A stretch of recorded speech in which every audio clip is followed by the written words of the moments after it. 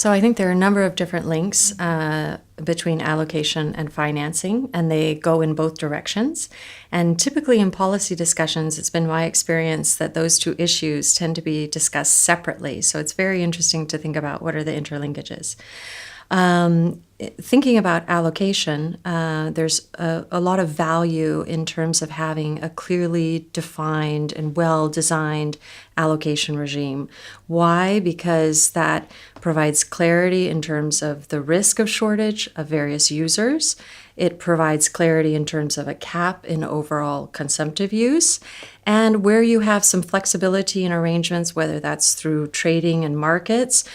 You can also provide flexibility to users in terms of managing their risk of scarcity. Of course, having a well-designed allocation regime also means that you can improve the capital efficiency of your investments in water infrastructure. Some of the characteristics of that investment is that it can be very lumpy, it's very capital intensive, and those infrastructures are very long-lived.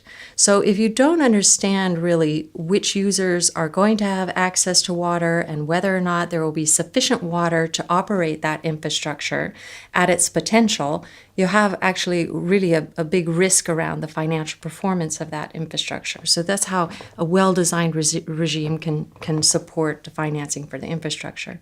Also, on the flip side, when you're financing infrastructure, it's also important to think about the allocation of the water that will be supplied by that infrastructure, because that will tell you which users are benefiting from that investment, and that also helps you identify ways in which to capture the benefits from those beneficiaries and devise policies, instruments, financial mechanisms whereby you can capture those benefits and turn them into funding streams that helps to pay for the financing of the infrastructure. So multiple links flowing in both ways, and certainly very important to think about how those interactions happen.